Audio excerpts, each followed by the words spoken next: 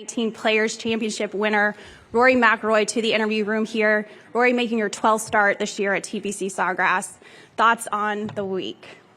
Yeah, always good to be back. You know, I've liked the, you know, I would say that my relationship with this tournament has definitely changed over the years. I wasn't a huge fan of it in May, so the date change to March has really been, I feel like it's sort of brought the tournament back to sort of what it was. I grew up watching the Players Championship. It was always this time of year, and remember, you know, Davis Love with that incredible final round, and Tiger, and you know, there's been a lot of great moments and a lot of history created here, and I think it's been great since it's went back to this March date. I think I've had a little more success when it's been it's went back there as well. So yeah, good to be back. It's always feel like, you know, this time of the season everything's sort of ramping up, and you know, this is the first really big event. So yeah, excited to be here and excited to get going. Great. Well, we will open up to questions. If you'll raise your hand if you have a question, I'll call on you. We're going to start with Steve DeMegli over here on the left. Have you cleared your head since Sunday? Yeah, I think so. Yeah. Okay. We're going to go to Tom D'Angelo over here on the right. Hi, Rory. Rory, Justin mentioned having to the muscle memory of going when you walk in the locker room, going left instead of right. Do you remember the first time for you? What was that like, and that feeling being able to go into that champions locker room? Yeah, it's a nice little sanctuary in there. Yeah, it's nice to come back and go that way, and yeah, I guess I don't really think about it. It's, you know, it's a little bit of a further walk to get food, I guess, now, and dining, but it's nice to be in there and nice to sort of share a locker room with a lot of those great players. We're going to go back left to Gene, Florida Times Union. Gene? Rory, you and many others in the golf world have all weighed in on Phil in the last couple of weeks. Moving forward now, how long do you think it's really going to take for, you know, for this to kind of blow over and for Phil to get back in the good graces of the golf world? Because plenty of athletes have had their PR blunders, but nothing lasts forever. Yeah, I've no idea.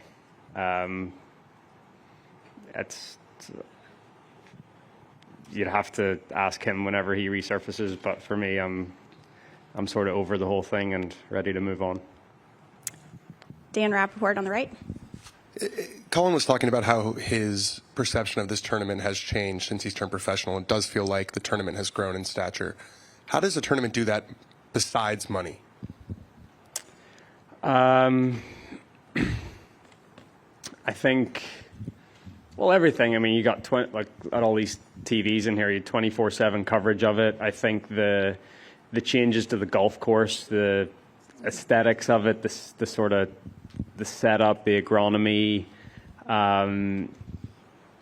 just the whole feel of the place. I mean, you drive in here and you have that big grand clubhouse, and I mean, it feels special. It feels like a special event. It feels like a special week, and it has.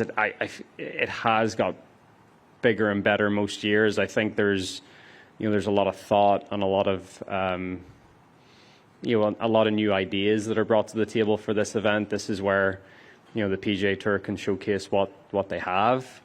So I think just all of that in general. Obviously, the prize fund is huge, and that's great, but there's a lot of other things that go into the event to make it feel the way it is and make it feel special. Okay, we're going to go to the left with Luke. Luke? Hey, Rory. I'm curious, when you face these shots like 17 tee shot or 18 tee shot, these shots that you just like have to hit, what's like going through your mind? Like, what are you focusing on in order to actually execute those shots? I think the biggest thing is just trust and commitment. I think that's the thing. It's trusting what you're doing and committing 100% of the shot you're trying to hit, not to try to guide it, not to try to be too careful with it. You know, it's almost like you have to almost let go and give up a little bit of control, and you know, I think that's when I certainly swing at my best and hit my best golf shots. We're going to go over to the far right, Jason Sobel on the right. Rory, I wanted to revisit your post-round comments from Sunday. Is it frustrating to you when maybe you're asked about certain conditions, you're asked about a course, and explaining gets misconstrued publicly as maybe complaining? I was probably complaining. I wasn't misconstrued. I was definitely complaining. Yeah, I mean, unless you were out on the golf course, you wouldn't understand in a way. And look, it was the same for everyone. I certainly get that, but there was a lot of alcoholic beverages being drunk in the locker room when I went in there on Sunday afternoon by a lot of players. So it wasn't just me out there having a rough time. All right, we're going to go front left, Scott Michaud. Scott? Rory, you've been around long enough to see successive waves of new stars come out here on tour. Like three very young guys have a chance to become number one this week. Is it, from your perspective, it's somewhat daunting to see how many new stars are out there, and does it make it harder to try to close out wins? I don't know. It's like I think you've seen the trend in golf over the years where the top guys have gotten younger and younger. Colin, Victor, John Rahm, these guys coming out of college, and they're ready to be superstars, and they're sort of candidates to be number one in the world. I don't think it makes it harder to close out tournaments, it does. Obviously, if the fields are deeper, but it's not.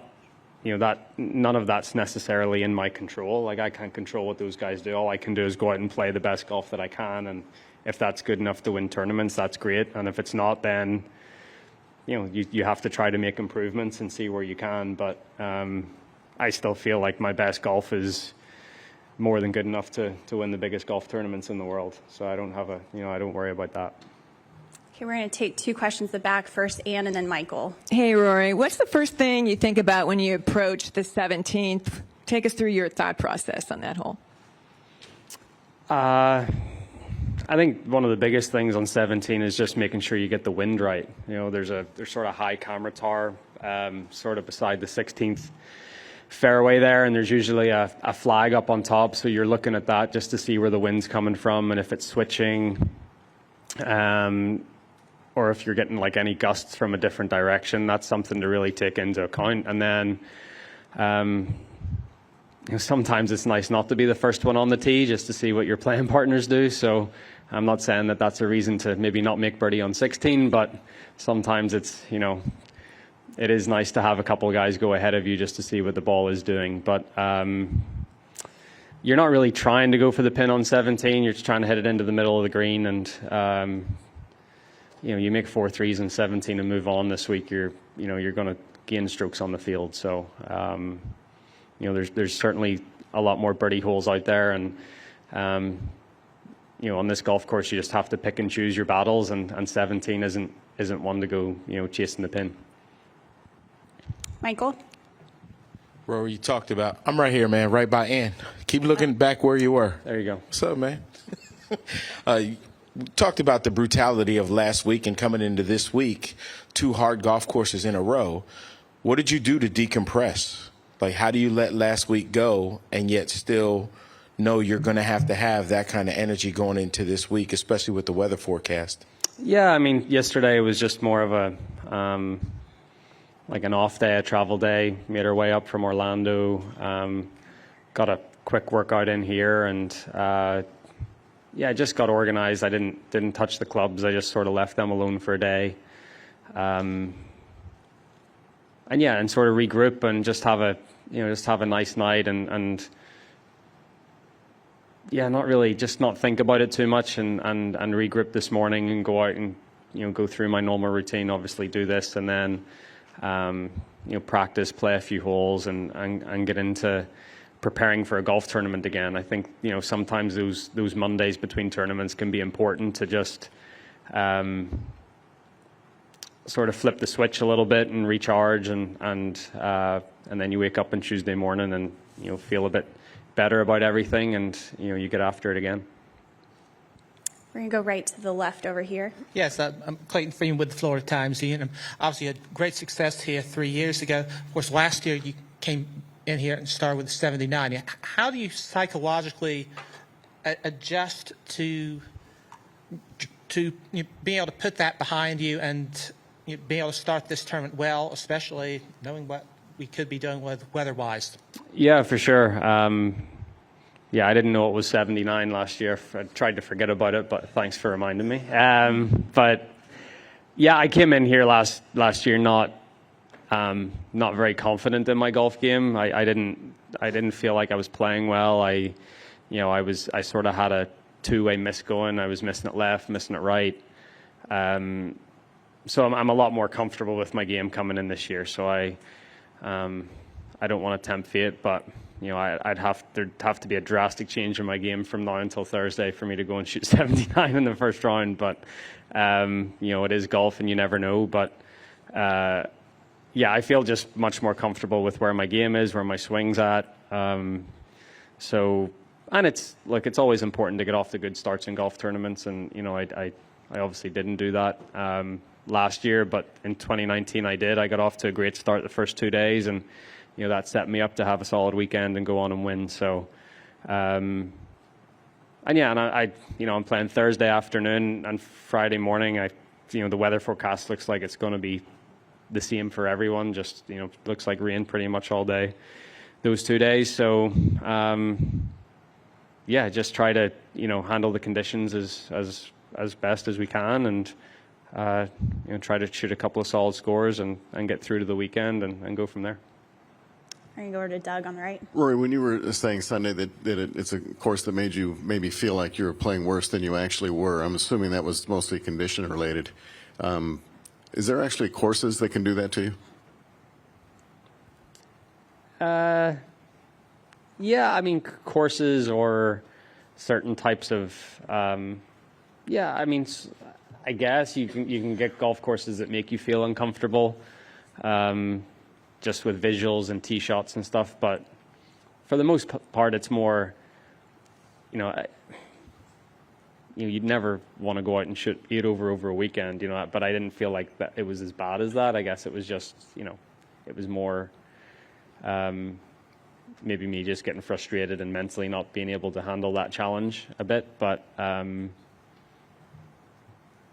yeah, there's certainly golf courses that make you a little tentative and careful and maybe throw you off your game a bit. But I think if you're if you're confident in where your game's at, then it shouldn't really affect you that much. Okay. And secondly, kind of following on what Dan had asked you about the kind of stature of this tournament, can you recall back in your early pro years, when you were in Europe before you came over here, did you ever get a sense that the tour was trying to push this as a fifth major, and did you kind of resist that?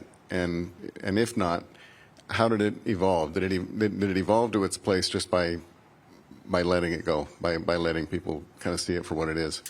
Yeah. So I played 09 and 10 and missed the cut both times, and then I skipped this event in 11. Actually, I gave up my PGA Tour membership in 11 too.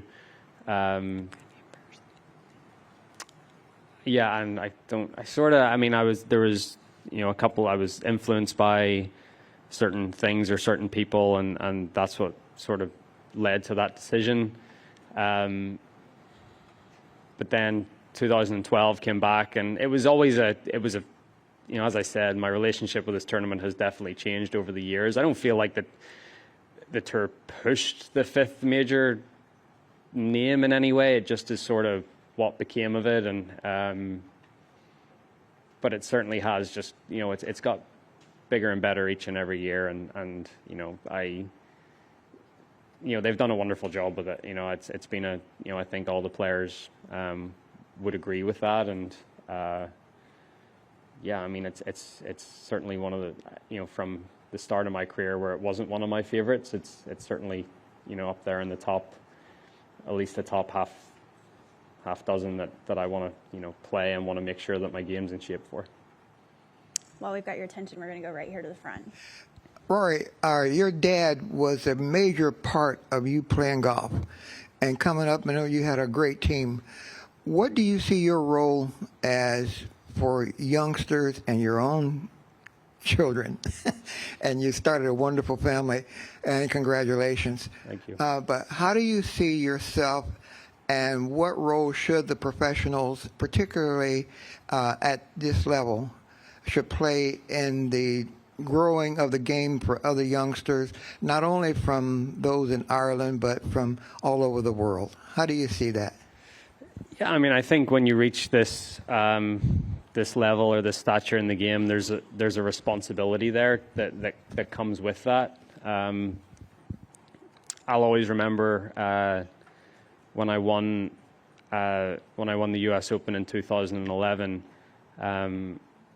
And I got a few letters, and Jack Nicklaus wrote to me and Arnold Palmer, and you know, it wasn't the exact same letter, but they said, you now, are in a place in the game where you have a responsibility to, grow the game of golf and inspire others to take this game up. And I've always felt like I've been a pretty international player. I've played all over the world, and as much as I resisted the whole golf and the Olympic movement at the start, I went last year and really enjoyed it and saw the benefits of it for golf as a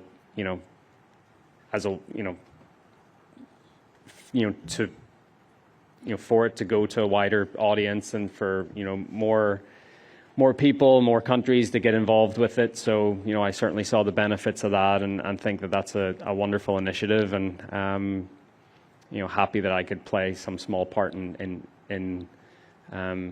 maybe furthering the sport and growing it, and taking it to other places in the world that wouldn't necessarily have a chance to play it. All right, we've got time for just a few more. We're going to go to the very back, Kathy, back right, and then Alex. We talked about 17 a few minutes ago. Do you ever, before or after you've hit your second shot on 16, do you look ahead to see what the flight path is of the balls that are coming off of 17T? Yeah, I mean, I think it's hard to not look over there nowadays. You've got the big screen there, and you're sort of, I think it's just human nature to, to have a peek over and see what's going on over on the green or on the screen, or what the grip ahead of you are doing on the tee box. So yeah, you certainly you have a look over, but I don't think you're really trying to gather any information. I mean, you've still got half of the 16th hole to play, so that's sort of where your focus is. Okay, we're going to go Alex over on the left. Yeah, Rory, obviously you're aware of what's going on in Ukraine with the Russian invasion. No. You... Yes, Alex, I don't live in a Kiev. Well, I figured that, but anyways, the bottom line is the PGA Tour, unlike many sports organizations, including the R&A, haven't made a statement yet. I think there's going to be something maybe coming out today. But one of the issues is that some of the major sponsors involved with the PGA Tour have not stopped doing business in Russia.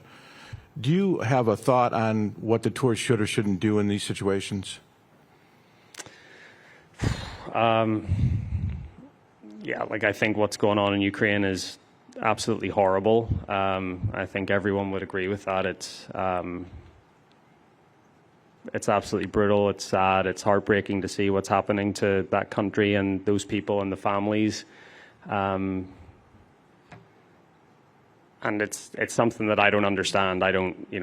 It's certainly my knowledge on geopolitical stuff is very, very low.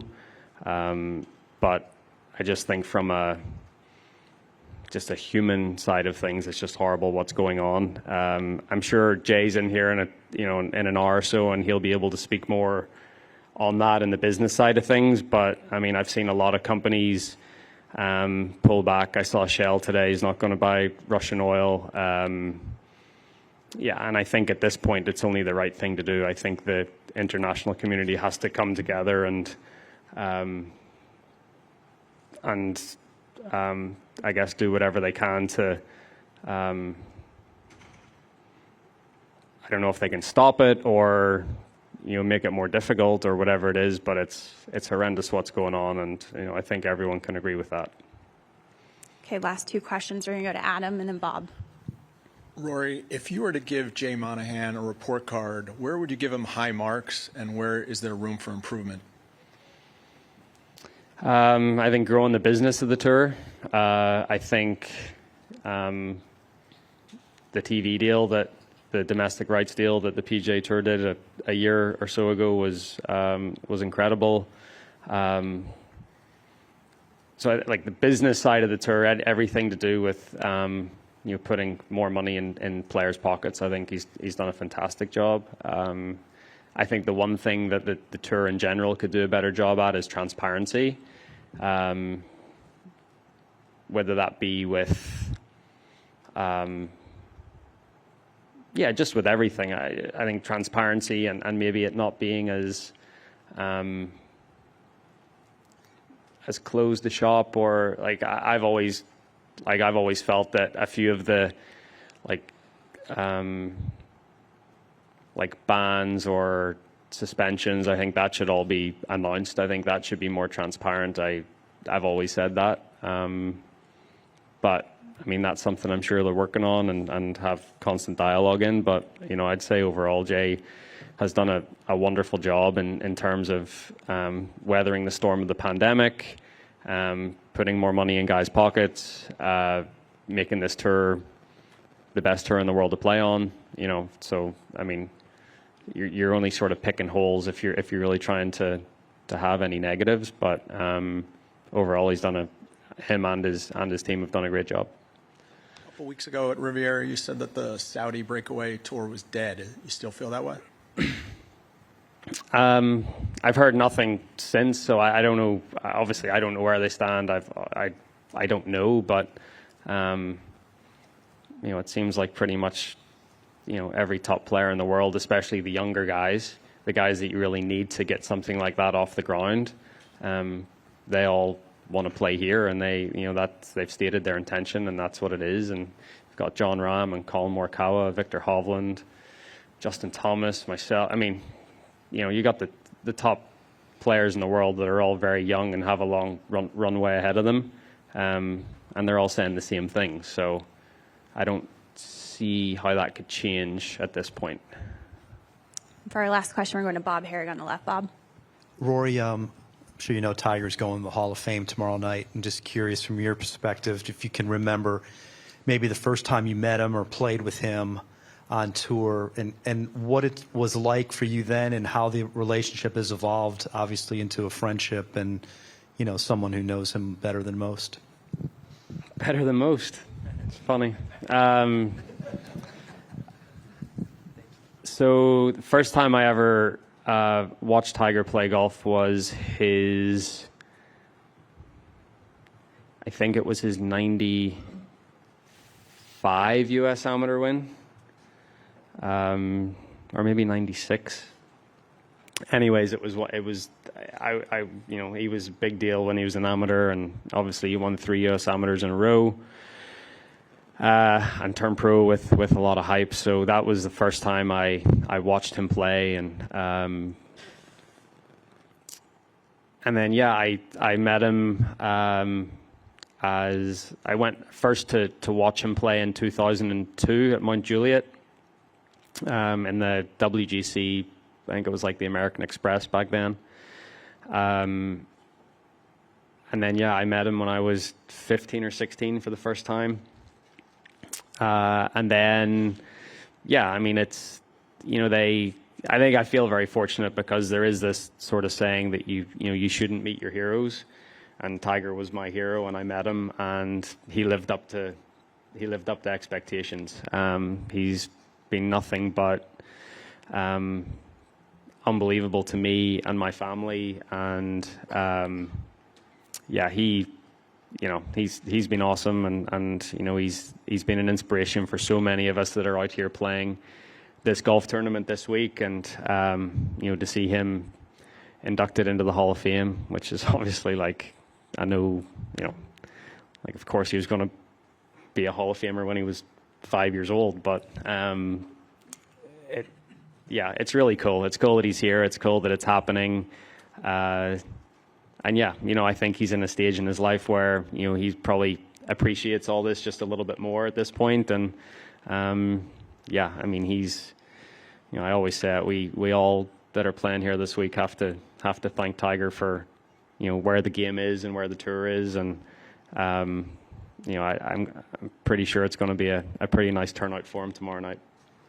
All right, Rory, we thank you for your time, and we've got John Rahm walking in, so if you keep your seats, we'll get started shortly.